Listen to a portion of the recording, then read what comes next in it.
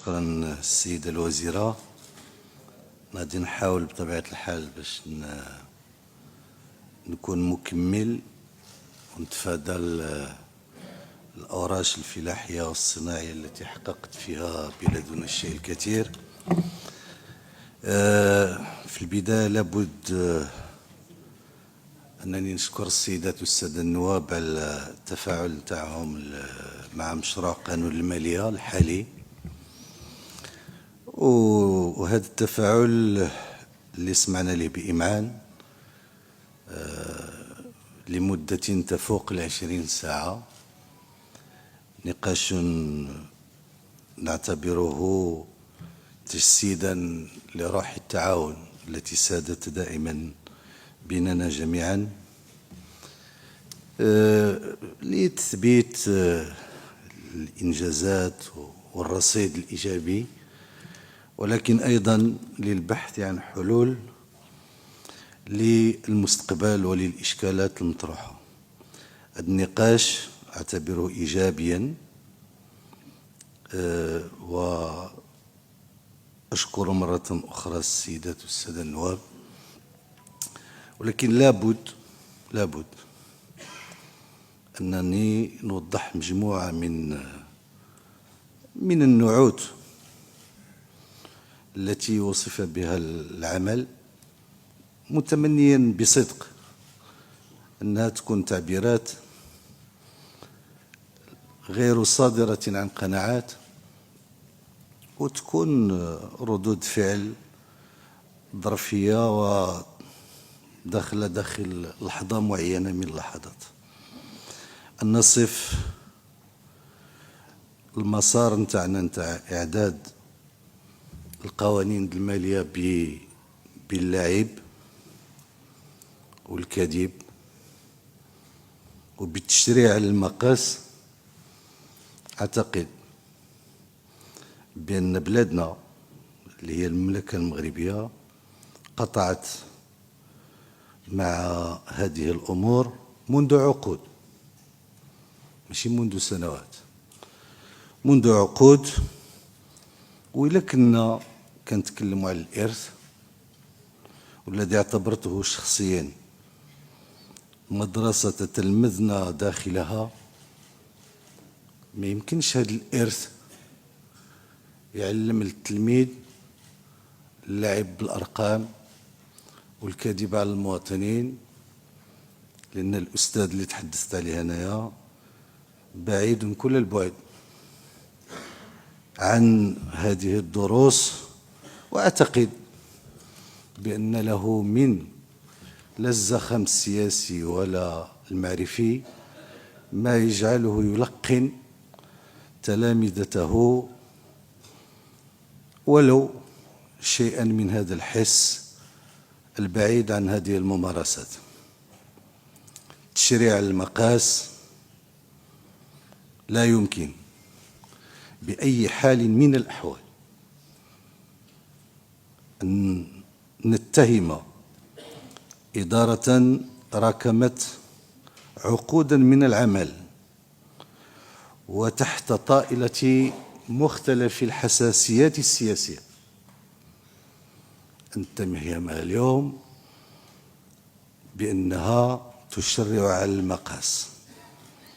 وفي جميع الحالات والأحوال أنا أوجه دعوة صريحة للسيدات والسادة النواب الحاضرين معنا واللي ما موجودينش معنا، أنه اللي تبت شي تشريع جبناه على المقاس ولا شي رقم لعبنا فيه ولا كذبنا فيه، أنه يجيبهم وغادي نسحبوهم بكل مسؤولية وشجاعة، ونعتذر له معتذرين لكل المواطنات والمواطنين.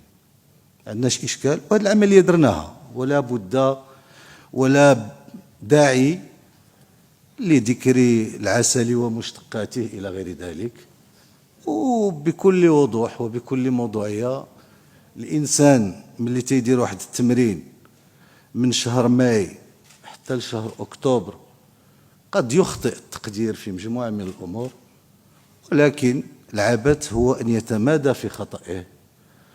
احنا عندنا الشجاعة باش نصلحوا هذا الشيء، ولكن أن نتهم،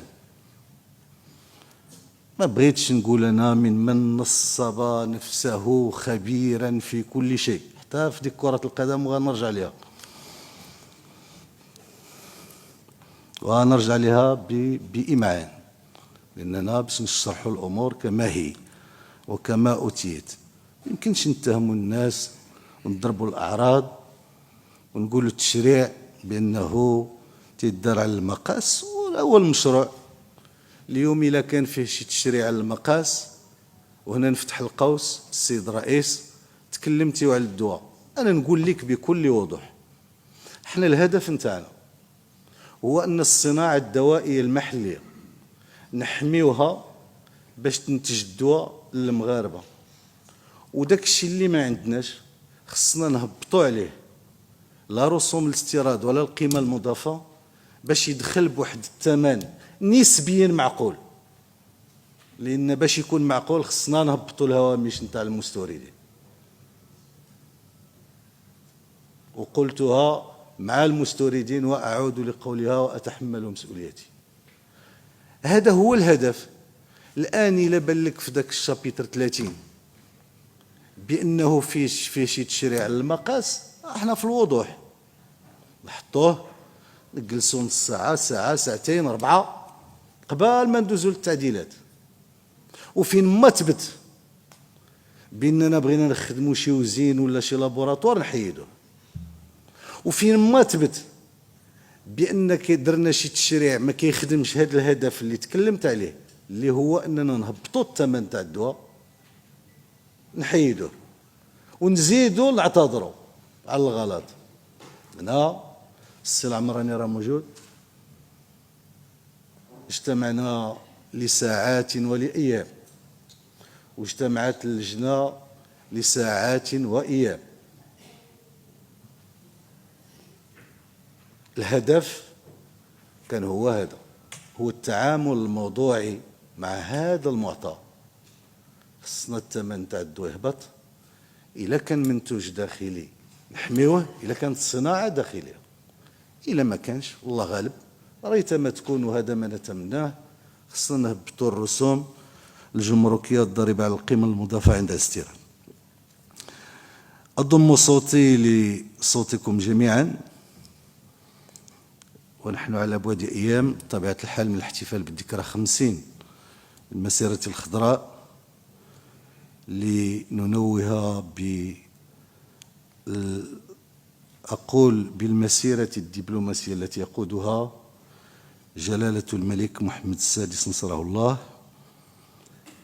تجسيدا لمبدأ دعا إليه جلالته على مدى سنوات، وهو مد اليد إلى الأشقاء الجزائريين، لأن كل ما راهن عليه خصوم وحدتنا الترابية، أعتقد الاستنزاف الاقتصادي والتنموي أصبح دون جدوى، وما علينا إلا أن نرى وضع المغرب قبل 50 سنة واليوم. راهن أعداء الوحدة الترابية على بطبيعة الحال عزل المغرب إقليميا ودوليا. اليوم وبعد مرور 50 سنة علينا أن نلاحظ وأن نتساءل: من البلد الذي أصبح معزولا سواء إقليميا أو دوليا؟ وبالتالي أعتقد أن هذه المسيرة الدبلوماسية التي يقودها جلالة الملك نصره الله وصلت إلى مسارها الأخير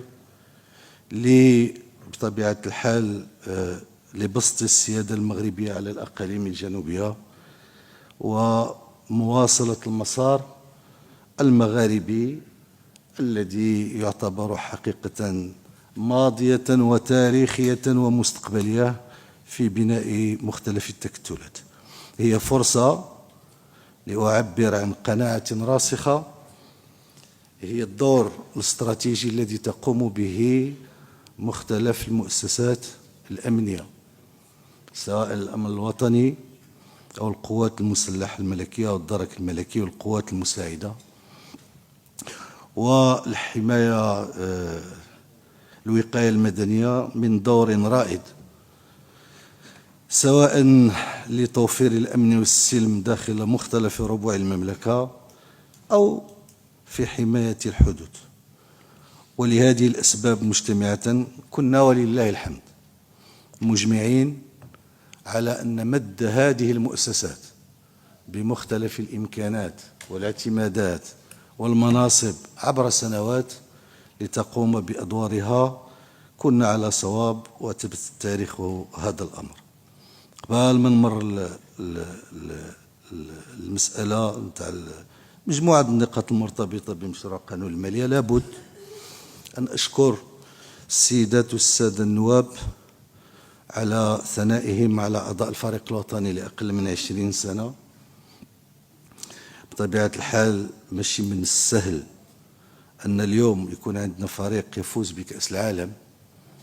أذكر بأن هذه كأس العالم تتلعبها 211 بلاد في الأدوار الإقصائية، وكنمشيو بطبيعة الحال 24 منتخب باش نلعبوا الأدوار النهائية، والفريق الوطني تمكن من الفوز بهذه الكأس، مبرزا على أن النموذج الرياضي الكروي المغربي يمكنه وصار بإمكانه مقارعة النماذج الأوروبية المتفوقة في هذا المجال، سواء فرنسا وإسبانيا أو أمريكا اللاتينية الأرجنتين والبرازيل، ولا أمريكا الشمالية ولا كوريا ممثلة لآسيا. هذا المسار يمكن تلخيصه في مجموعة من الأمور التي تظهر دائما على أنها سهلة وواضحة، ولكن ترجمتها على أرض الواقع يتطلب العديد من العمل حتى لا أدخل أكثر في التفاصيل. المسار بدأ في سنة 2008 برسالة كانت لي الفرصة أن وجهت الدعوة إلى مختلف الفاعلين في كرة القدم على المستوى العالمي لقراءة هذه الرسالة، وهي دعوة موجهة مرة أخرى لكل من لم يطلع عليها أنه يراجع المحتوى نتاعها، لأنها كانت خارطة طريق مفصلة في أدق التفاصيل للنهوض بالقطاع الرياضي. 2009 وكترجمة حقيقية لهذه الرسالة ولهذه المناظرة صاحب الجلالة الملك محمد السادس نصره الله يدشن أكاديمية محمد السادس لكرة القدم، وهذه الأكاديمية هي اللي اعطات أناحي أنيف أقرد والتقنوتي إلى غير ذلك من اللاعبين اللي لعبوا في قطر واللي وصلوا لسنة 22، يعني بعد واحد المسار نتاع 10 سنين فيه التكوين والممارسة على مستوى، هما اللي وصلوا في قطر باش يلعبوا نصف النهائي لكأس العالم. نفس الأكاديمية هي التي أنتجت 7 ولا 8 نتاع اللاعبين اللي اليوم شفتيهم داخل الفريق الوطني لأقل من 20 سنة واللي فازوا بكأس العالم. والمجال لا يتسع لذكر الأسماء الأخرى. عندنا منتخب وطني اليوم آخر غينطلق إن شاء الله في المنافسات نتاع كأس العالم يوم 3 نوفمبر بقطر، وفيه مجموعة من اللاعبين خريجي أكاديمية محمد السادس لكرة القدم. هذا المسار اللي فيه واحد المواصلة العمل وفيه واحد العمل المستمر، أؤكد أن ما تعرفه كرة القدم اليوم هو بداية لمرحلة ستجد فيها كرة القدم مكانا مستقرا ومتواصلا داخل المنتخبات العالمية الكبرى. نفس المسار تعرفه كرة القدم النسوية، وأنا ما عمرني ما خليتك ما تمشيش تتفرجي للإيديسات السيدة الوزير السيدة النائبة، مرحبا بك في أي وقت. على إن هذه كرة القدم النسوية اللي عرفت نفس المسار ونفس الطموح، وأنتم تعرفون كلكم كيف تعرض الفريق الوطني النسوي لسرقة موصوفة وواضحة المعالم لكأس إفريقيا نهار لعبوا في النهائي مع نيجيريا في مدينة الرباط، وهذه النهاية الثانية اللي تلعبوها على التوالي. نفس الفتيات مشاو لعبوا كأس العالم وتأهلوا للدور الثاني على حساب منتخب ألمانيا اللي بدا هذه كرة القدم النسوية هذه 50 عام. نسد القوس نتاع النتائج الكروية ونربطوا بتنظيم كأس العالم. باش نمنز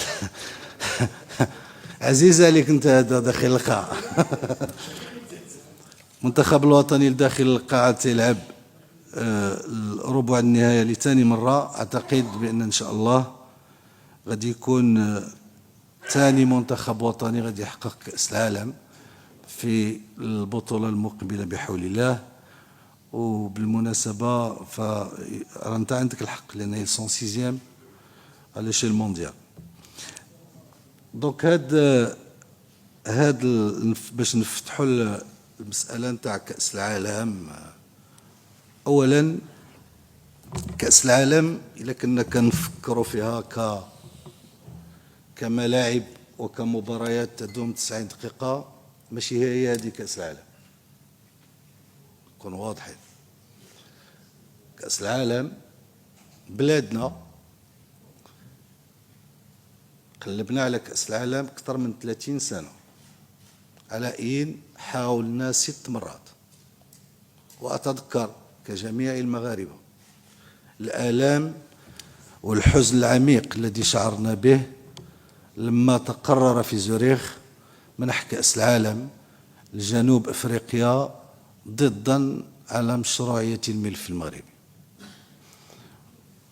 مشينا في هذا المسار، وهذا البحث على تنظيم كأس العالم فهو يجسد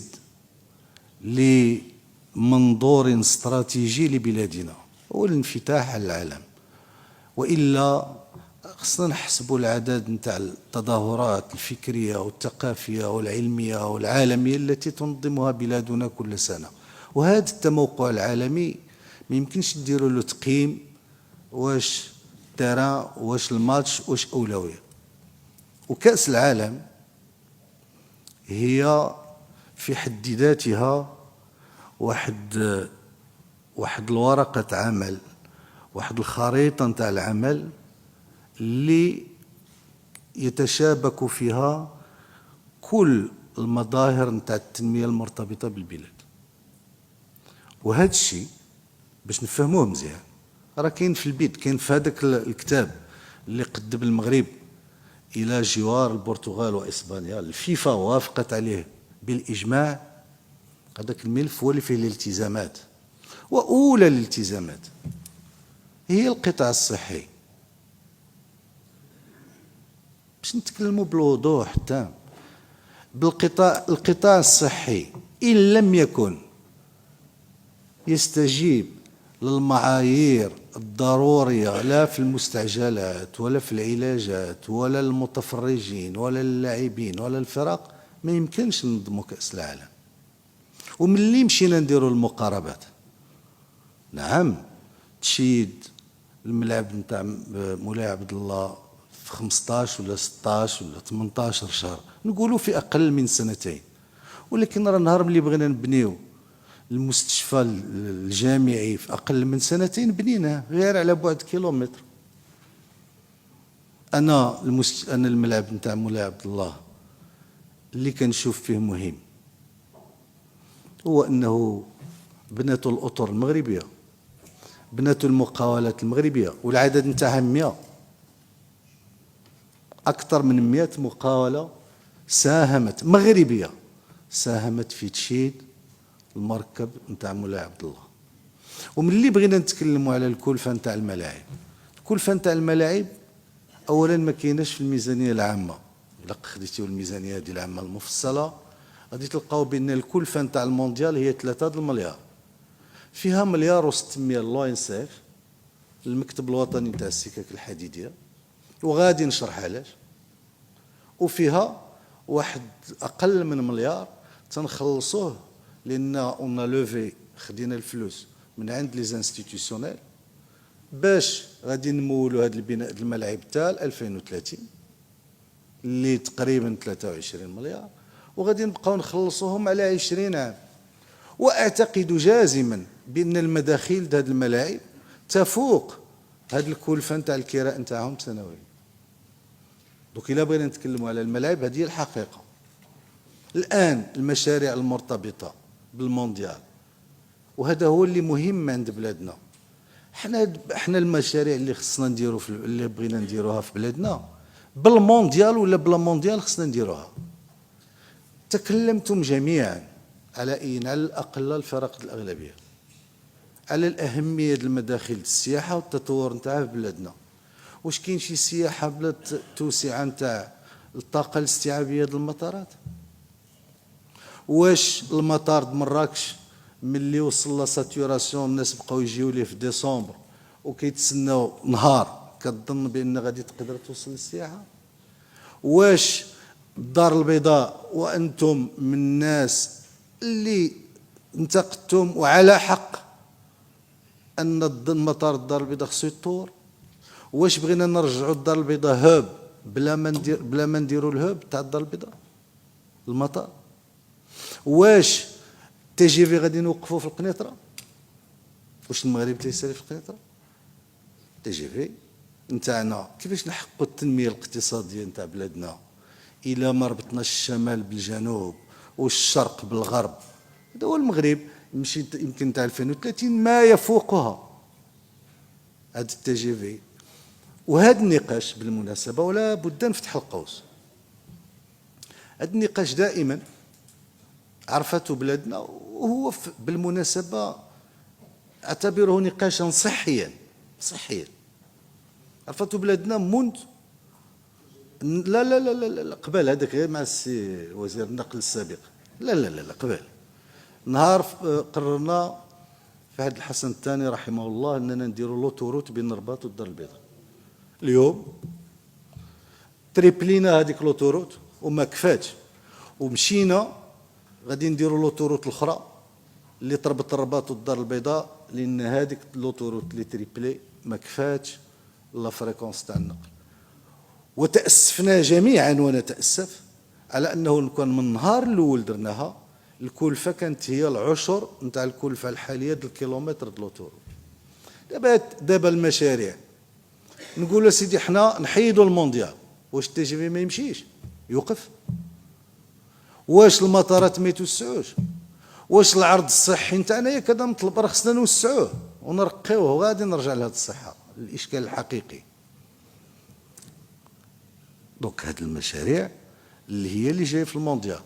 ونزيدك وهذاك ان شاء الله الا بغيتيو شي نهار نذاكروا فيه بتفصيل على المونديال ونعطيكم البيد وداك الشيء، وغادي تجينا الفرصه انه راه كاين من حقوق الشغل، وراك شتي الانتقادات اللي تعرضت لها البلد اللي استضاف كأس العالم 2022، راه كانت حقوق الشخصيه ود العمل ود الشغل الى غير ذلك، في من هذا الشيء البيئه الانفراستركتور الى وكل شيء. هذا الشيء المسار التنموي اللي كاين عندنا في المونديال يمكن كانت فيه بزاف د الامور اللي ما غاديش تدار دابا، يمكن ما كانش غادي يدار في 30، يمكن في 31، يمكن في 32. المونديال فرصه لان نسرع من هذه المشاريع. واش معناه ان هذه هي المشاريع اللي غادي تشكل لنا الاولويه ونديروا نقطه ونرجعوا للسطر؟ لا، متفقين جميعا انني انا بحال هو اللي هضر على كرسيف، انا في بركان خصني نشعر بانه هاد كاس افريقيا وكاس العالم تعنيني في شيء، وهذا هو السؤال، هذا هو اللي سميتو لو بورتاج.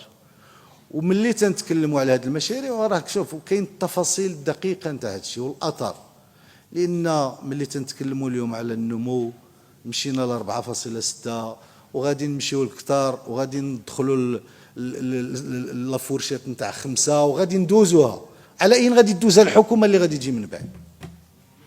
هذا هو. لانني قبيله بعدا نسيت، لان هذاك النعوت اللي تتصدر راه صعيبه ملي تتغير المواقع وتتسبب حرج صعيب، لان الموقف السياسي ما يقدرش يتبع، اللهم الانسان يطريط.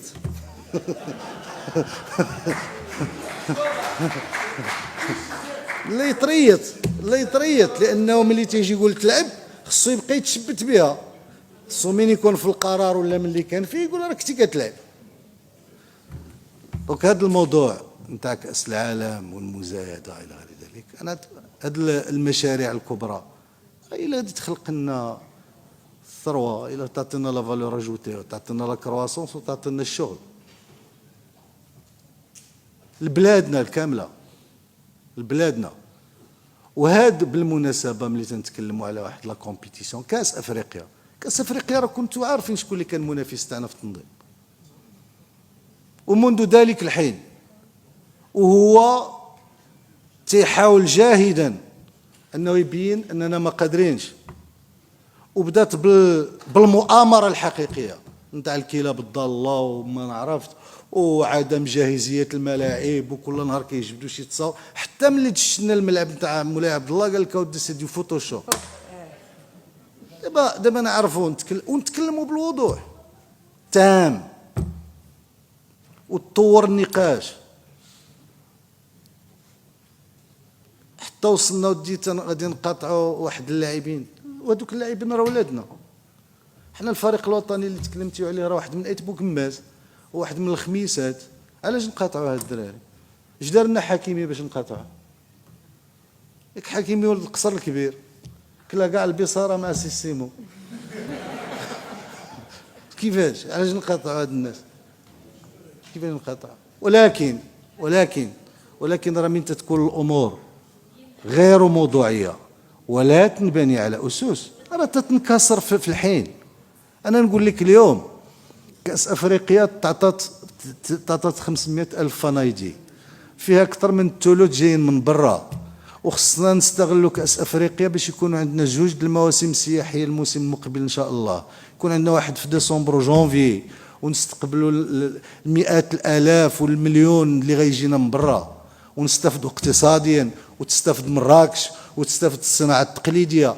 هذا هو استثمار الفرص، ومن بعد يجي يكون عندنا الموسم الصيفي. هذا هو الواقع اليوم. الواقع اليوم هو التذاكر تاع الفريق الوطني سولد اوت من بعد ساعه العرض نتاع البيع. اش من مقاطعه، اش من نقاش، عن ماذا نتحدث؟ هذوك راه ولاد الشعب المغرب. بالعكس خصنا جميع كل واحد من موقعه نرسل الرسائل الإيجابية لهؤلاء الشباب اللي يخصهم يقلبوا على واحد الكاس ما شفناهاش من 1976 اللي سميتها كأس أفريقيا للأمم، واللي المغاربة علائيين ماشي كلهم، كاينين بزاف ما تعرفوش الكرة، ولكن ملي دخلت فيها شويه السياسه ولاو خبراء. شويه ولاو خبراء وتهضروا على جغرافيه الملاعب. ما نرجعش لهذا الشيء، ما ننساه. كاين مجموعه الامور جات في المداخلات، انا غير من اجل التوضيح باش يكون عندنا النقاش دائما واضح مقاد. قلتها في العديد من المناسبات أن المالية العمومية تخضع للبعد الاستراتيجي الذي يتجاوز الولايات التشريعية، ولهذا السبب جعل منها الدستور قانونا تخضع أولوياته لمصادقة المجلس الوزاري الذي يترأسه جلالة الملك نصره الله.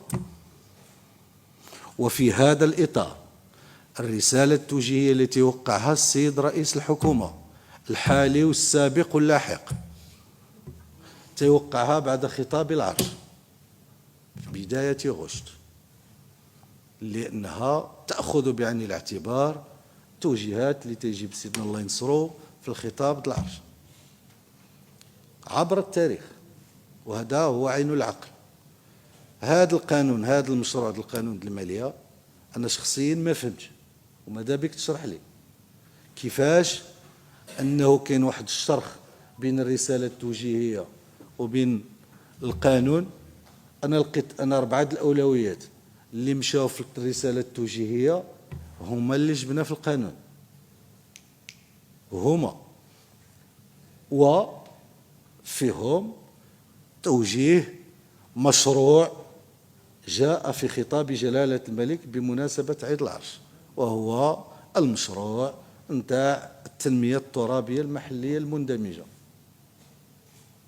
خدينا بعين الاعتبار في الرسالة التوجيهية اللي وجه السيد رئيس الحكومة، ومشينا به من بعد لهذا، مشينا به للقانون، واحتفظنا على نفس الترتيب، غير باش ما يوقع لكش حتى الخلطة السيد الرئيس عاوناك.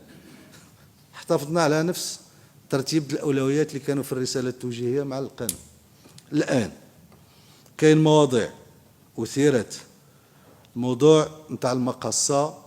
أنا نقول لك المقاصة تعاني وعانت وستعاني إلى حين إصلاحها من أن الاستهداف ما بقاش هو هدف اليوم، والحقيقة تقول على أنه على اللي عنده الفلوس بزاف هو اللي تيكونسومي ديك الحاجات بزاف. إلا كانت الأسرة الفقيرة تتكونسومي واحد البوطة، تستهلك بوطة واحدة، يمكن في أحسن الحالات بطبيعة الحال اللي عنده الإمكانات راه تيستهلك أكثر. إذن راه الاستهداف ما كاينش، وأكثر من هذا وذاك الاستغلال نتاعها تجاوز الاستغلال المنزلي بكثير، وأصبحت تستعمل لا في قطاع الخدمات ولا ولا ولا. ماشي تنقول أنا اللي تيدير الدجاج يستحق ولا ما يستحقش، هذا كنتذكروا معه من بعد على الفلوس وما تبع الفلوس، ولكن الاستهلاك تاع الدعم تاع غاز البوتان موجه للاستهلاك الأسر. اليوم علينا أن نقر بكل موضوعية على أن الاستهداف الذي من أجله خلقت المقاصة ما بقاش صالح. ما نتكلم شيء، هذا كنتكلموا غير على النفقات نتاعها نتاع 15 مليار. نذكر بأنه هذا ال 15 مليار تقدر تطلع لنا ب 50% ذاك الدعم اللي تنعطيو للناس مباشرة، وبهذاك الدعم المباشر نتاع هذا ال 50% راه يشري البوطه نتاعو كيف قال السيد النائب، هذيك الوحده اللي تيستهلك فابور، ومن بعد بغى ياكل السكر ولا يشربها تيمسو الشغالات. ولكن موضوع حقيقي أعتقد بأنه سيشكل الخارطة الطريق المستقبلية للمستقبل السياسي الحالي والقريب. وهذوك الاختلالات اللي جات موجودة لا في الاستهداف ولا في الاستعمال ولا ولا ولا، باش نكونوا واضحين. وهذا الشيء هذا كان فيه نقاش، أنا أتذكر منذ سنة 2006 ولا 7 نقاش عميق، وداروا تقارير واتخذت قرارات. مع الأسف الموضوع مازال باقي محطوط للنقاش. خصنا حكومة، برلمانا، معارضة وأغلبية في واحد الوقت من الأوقات نزيدوا هذا الإصلاح لمساره النهائي. التمويلات المبتكرة، أنا جاتني مراسلة من اللجنة وجاوبت بالإيجاب، وقلت أنا مستعد نجي للجنة المالية ونذكروا في التمويلات المبتكرة طولا وعرضا، وإلا كان خصنا نديروا القانون نديروا القانون، وإلا كان خصنا نديروا بلاش نوقفوا، وإلا قنعناكم قولوا آمين وواصلوا في المستقبل إن شاء الله. وهذا الشيء اللي كاين، هذا الشيء اللي كاين. أما اليوم عاوتاني نجيو للتمويلات ونقولوا ودي راك تخصخص تبيع تشتري، ما تنبيعو ما تنشريو. كاين واحد لي زاكتيف عند الدولة، واش هادوك لي زاكتيف تاخدو القيمة نتاعهم وتمشي دير واحد لي زاكتيف اخرين وتخلص واحد القيمة كرائية، وملي دوز المدة كتستارد الملك نتاعك ودير به اللي بغيت. بغيتي عاود تاخد عليه القيمة وتكريه ولا خليه عندك، ولا حنا القرار، والقرار ما خداتوش هاد الحكومة. الحكومة واصلت، ومن بين المواضيع اللي خلاتها تقول تواصلوا في 21 هذا الموضوع. 2019 قررنا أننا نديروا التمويلات المبتكرة، وهذه التمويلات المبتكرة هي اللي اليوم تتمكن بلادنا أنني عوض ما نحتفظ غير بواحد السي اشو تناخذ قيمته تندير السي اشو الثاني. الآن غادي تقول لي ودي بعته وخصصته، فاش؟ دابا ملي تيجي ذاك المواطن يدخل لذاك السبيطار، واش تيقلب على الطبيب والسيرفيس ولا تيقلب على التيتر فونسي نتاع ذاك نتاع السبيطار مكتوب في سميت من؟ واخا وملي العلم مشى لابعد الحدود وفي جميع الاختصاصات اللي فيه الكره وما يتبعها، علاش تنكريو السفارات؟ السفارات ياك هما السياده كاع على برا، وعلاش تنكريو هنا مجموعه الادارات تنخلصوا الكرا؟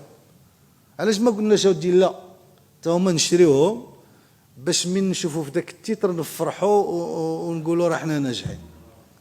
دونك هاد التمويلات المبتكره السيدات والساده النواب، انا كنقول لكم انا جاتني المراسله واستجبت ايجابا، انا كننتظر الموعد الذي يناسبكم ونتكلموا بالوضوح هاش درنا وها النسبه المئويه وها شحال كنخلصوا د الانتيري.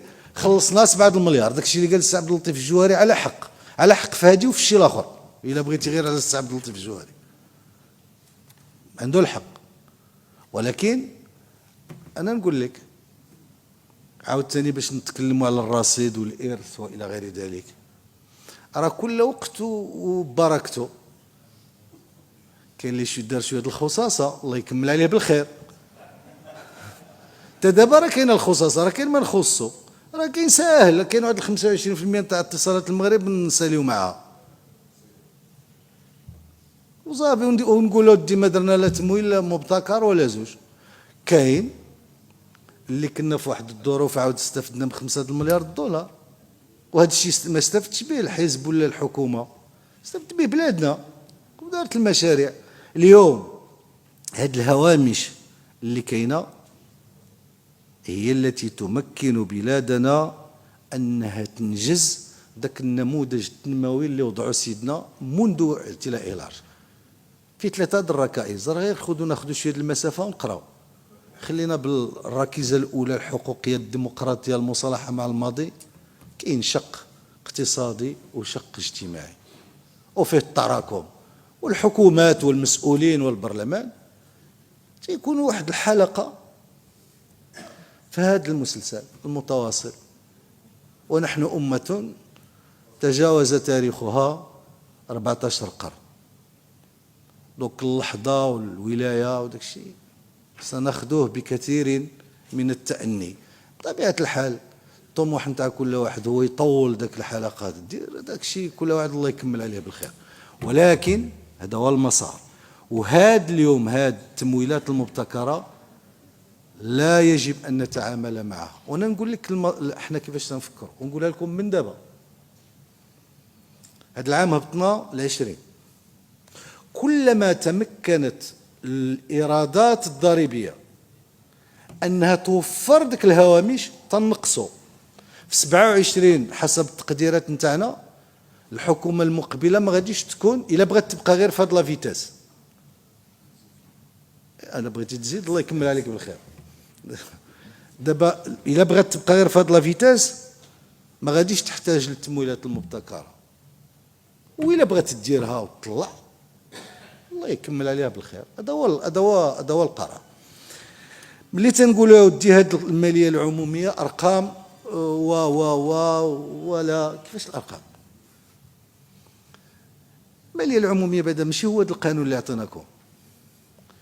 الماليه العموميه راه هما اللي مراسة تاع الوزارات كلها هما، راه كاين 43 شابيتر، وكل شابيتر فيه 12 جهه، وكل جهه فيها 20 30 مشروع. دونك الا بغيتي تعرف التفاصيل الدقيقه نتاع هاد السياسه العموميه كاينه تما، واخا مزيان ما فيهاش سياسه وفيها غير الارقام والتقنيه وعمل تقني ونهزيل بسيط، ما علينا. دابا ملي تنقول لك انا راني جبت الاعتمادات وجبت الموارد البشريه لاستقلاليه القضاء، واش هذه السياسه ولا ماشي؟ عطونا التعريف، راه يمكن ما نعرفوش انا شنو هي السياسه. سؤال طرحوه للنقاش. ملي تنقول اودي انا افيكتيفمون كيف جيتيو كنعطي 27,000 نتاع المناصب لقطاعي التعليم والصحه، ونطلع المصاريف تاعهم ب 20 مليار، واش هذا خيار سياسي ولا لا؟ ملي كنجي نقول لك اخويا، وغادي نجاوب السيده النائبه، تسمحوا لي ما عنديش لوردر هذا الشيء. ملي تنقول انا لا روتوني لا سورس، الحجز في المنبع، غادي نطلعوا للشركات، نعمموا كاع للشركات اللي كدير اكثر من 50 مليون تاع الدرهم، وتتقول لي السيده النائبه ودي كيف يعقل انك تدير الحجز المنبع للضعفاء؟ ما فهمتش الضعيف، واش اللي كيدير 5 المليار ضعيف؟ يا ربي نكونوا منهم. كيفاش ضعيف؟ الحجز المنبع اللي كيدير 50 مليون، وراه قالت لك السيده الوزيره كاع داك الشيء اللي تحت كنديو منه 1.7، بغيتي نديروا له الله يسامح ديريه له. خصنا نتفقوا. وشنو كنقولوا لهذا السيد اللي كنديروا له الحجز المنبع على الضريبه على القيمه المضافه؟ تنقول له يا ودي انا اللي خدام مع السي شهيد، قبل ما نخلص السي شهيد ناخذ الضريبه على القيمه المضافه ديك 20% نعطيها للدوله، ما نعطيهاش للسي شهيد لان يقدر ياكلها وما يخلص ويلقى العذاب ويتعذب، وغادي يديروا له المراقبه. السيد الرئيس، شوف اسمع لي، اسمع لي يا سيدي، اسمع لي السي شهيد راه كيعرف واش انت ناطقه رسميه بسميت السي شهيد. شوف هذا هو اللي درنا لهم. دابا الشركات الرياضيه اللي قلتي ودي عطيناهم يا ما تعطيناهم، بعدا واش كتعرف على ملي كنتكلموا ودي على الوداد والرجاء والجيش والفتح 16، هذوك 16 كنا درنا هذه الاجراءات هذه زمان، قلنا لهم ودي الضريبه على الدخل غادي نديروا لكم واحد لاباطمون تاع 50% وتبداو تخلصوا حتى يزول، تتوليو الكوماند دو مورتال على 5 سنين. ملي درناها في ذاك الوقت هذوك خداو هما تعطلوا باش يديروا الشركات الرياضيه، تعطلوا. اش قلنا اليوم؟ قلنا هذاك الامتيازات اللي عطينا لهم في ذاك الوقت غادي نخليوها لهم اليوم، ونقولوا ابارتير من النهار اللي كترجع شركه رياضيه، ياك الرجاء الرياضي ياك انت مع الرجاء رجعت شركه رياضيه غادي تبدا تستافد من داك الشيء 5 سنين. ما القنيطره ما علينا. الماس رجعت، لا غير باش نشرحوا، قلتي لي ودي عطينا تصعب لهم عاود جبنا شي امتياز عطينا لهاد الرياضه، حسبوا علينا شي، علاش ما عطينا الامتياز وما عطيناش عاوتاني التعليم الاولي ولا ما عرفت شنو. دونك هاد الشيء هو اللي كاين، هادو هما الاجراءات. الدرون، الجمارك تستعمل الدرون، وإلا لقينا احسن من الدرون نستعملوه لسبب بسيط. دوك الناس المهام نتاعهم هما يشاركوا في حمايه الحدود ويحاربوا الغش ويحاربوا، انا نقول لك وباش نسهل عليك المأموريه. وحنا جالسين في هذا البرلمان حتى النهايه نتاع ديسمبر، كاع داك الضعيف اللي عرفتيه والضريبه مشات عنده دارت له شي فيسكاليتي خلصها جيبيه، نردوها له ونقولوا له اسمح لنا انا هنيتك. ولكن اللي يربح 5 المليار غايدير الحجز عند المنبع، وإلا ما دارهاش غادي نديروا له التاكساسيون دوفيس. إلا بغينا نجيو باش نجي للإرث، الإرث اللي غادي نخليو للأجيال. غادي نهضروا، انا نحيد هاد التمويلات، غادي نحيد كل شيء اللي فيها النقاش، تنستنفذوا النقاش، تقنعونا ولا نقنعوكم، ما عنديش اشكال. انا نمشي غير للموارد العاديه. واش هاد الموارد العاديه ضربناها في زوج، راه ماشي لينا، راه ضربناها في زوج كيف قال احد النواب المحترمون اللي غادي يجي ان شاء الله من بعد، غادي يلقى الوضعيه مريحه. وهذيك الوضعيه الصعيبه اللي لقينا حنايا ما قلناش اودي سببها فلان ولا فرتلان. قلت انا في العديد من المناسبات، انا كنت تما في موقع المسؤوليه وكانت الظروف صعيبه وكان هذا، دونك هذه هي الوضعيه، هذا هو الارث اللي خلينا. واش هذا العجز اللي غادي يوصل ل 3%، واش غادي يديه شي واحد معنا في الشكر؟ غادي نخليوه لبلادنا. وهذاك اللي يجي من بعد بغى يزيد يهبط العجز بصحته، دارها السي فتح الله ودار ليكسيدون، بغى يزيد يطلع شي شويه في لا ليميت دو سوتنابيليتي نتاع لا ديت، الله يكمل عليه بالخير، هذا خيار. حنا التزمنا اننا نمشيو لثلاثه وماشي عبطا، باش المستوى ديال المديونيه ما يطلعش. بلي طو كرواسونس اللي تنديرو حنا اوتور دو 3.5 زائد الديفيسيت في 3، هذاك هو اللي يخلي لا ستابيليتي دو لا ديت. هذا هو الاختيار، احترمناه. دابا الرقم ماشي رقم مزيان ماشي مزيان، كيفاش هاد التراكم اللي قلت بانه تراكم، والاصلاحات اللي فيها تراكم، المواعيد المقبله غادي تكون محطه نقاش، كل واحد وكيفاش غيشوفها. الاصلاح الضريبي اللي قلنا العداله، دابا كاش من عداله، ياك اتفقنا جميع على في المناظره، زوج المرات دارت المناظره ياك سيدي تماما، ودارت في عهد الحكومات السابقه وخرجت بالخلاصات. جينا قلنا ودي هذه الحكومه احنا غادي ننزلوها، ونزلناها معكم، وكانت الامور ميسره، ما كانت لا ضجيج لا والو، وعطى الله وجاب الله التيسير فيها، عطات الموارد نتاعها، عطات نسبيا الاكل نتاعها. مازال كاين الهوامش،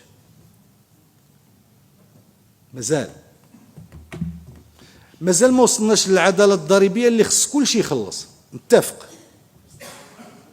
ولكن ما عندناش الوضع اللي هاد الضرائب تنجمعوها من الناس اللي ما عندهمش فلوس، ما كايناش. وانا راني قلت هذاك النداء اللي قلت، الطلب اللي قلت للسيده النائبه كنفتحوا للجميع، اللي كان شي واحد لقاه ما تيبيع ما تيشري ما عنده فلوس، يجيبوا لنا نحيدوه نقولوا له اسمح لنا علنا صافي. ولكن باش يجي واحد راه جبنا لا ميزور يدير لامبورطاسيون مره واحده، يجيب 300 كونتونير ومن بعد كيسد الشركه وكينضاثر في الوجود وما تيخلص لا ضريبه لا رسوم جمركيه، هذا امر غير مقبول. هادو هما لي ميزور اللي جبنا. مزيان، مازال ما وصلناش للمحكمه مازال ما وصلناش. انا انا كنظن باش ما نطولش عليكم، لان غيكون عندنا موعد نناقشوا في التفاصيل. انا كنعتقد بكل تواضع وصدق ان الماليه العموميه نتاعنا بخير، انها تسير وفق المنطق اللي بغاه سيدنا لبلادنا. هذاك الشيء كأس العالم والتظاهرات الدولية سيعود إيجابا. راه قبيله السيد النائب قال لك الماتش نتاعنا مع الشيلي شافوه 2 مليار و800. من هنا ل 2030 هذاك التواني اللي تنخلصوا عليها الملايير نتاع لا بوبليسيتي غادي تكون عندنا مضمونه بالساعات مجانا علينا جميعا. أن نكون في مستوى المرحلة ونمشيو باش نواكبوا التطلعات نتاع سيدنا. ومن غير اللائق أن المستشفى ولا المدرسة ولا الطريق البناء نتاعها يبقى 10 سنين ولا 12 عام، من غير المقبول. والبرنامج نتاع الجيل الجديد، ولماذا سماه جلالة الملك بالجيل الجديد؟ لأن راه كانت البرامج، كانت بزاف البرامج. جيل جديد لأن كيف قالت السيدة الوزيرة غادي تجي من النقاش القاعدي واللي غيشارك فيه المجتمع المدني، ماشي غادي يشاركوا فيه غير المؤسسات، حتى المجتمع المدني، باش يحددوا الأولويات، باش نبعدوا على ذاك المنطق نتاع أن البلاصة ما خاصهاش السبيطار تنديروا السبيطار، والبلاصة ما فيها ما خصهاش الكوليج تنزيدوا الكوليج إلى غير ذلك. يحددوا الأولويات نتاعهم في الأمور التي حددها جلالة الملك، في التعليم والصحة والتشغيل والماء والمراكز اللي امرهم ملي غاد. وهذا البرنامج كيف قالت السيدة الوزيرة ماشي 5 المليار اللي غادي ديروا، حنا هذاك ستان بلافون دو شارج بريفيزيونيل ودرناه في الكاس اللي عوض بالمناسبة الكاس تاع الاف دي ار اللي سالات المهام نتاعو انتهت مزيان. هذاك العشرين اللي دارت تما هذاك سي ان بلافون دو شارج. الكاس في اي وقت ملي تتضح الرؤيه وغادي يجيو البرامج من التحت ونعرفوا الكلفه نتاعها ونعرفوا واش المدرسه واش السبيطار واش البناء الى غير ذلك، غيكون عندنا برنامج واضح نتاع السنه. واسو مومون لا غادي نقولوا الكلفه نتاعو هي 30 ولا 40 ولا 60 ولا 80 اللي اساسي انه برنامج ملكي سيتجاوز الولايه، ماشي هذه حتى الاخرى،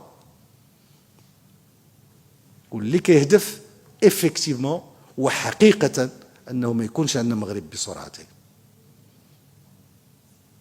ان يكون عندنا مغرب بسرعه واحده، لان هذا هو الاراده نتاع سيدنا. والسرعه من تنبغيو نوحدوها ما تنيفليوش الاباس اللي راه يدير 10 سنين في البني خصو يطلع عند مول 14 شهر،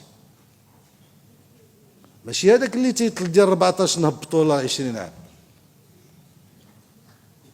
هذه السرعه اللي بغاتها بلادنا، والماليه العموميه نتاع بلادنا بخير، يجب ترسيخ مكاسبها للاجيال الحاضره والمستقبليه.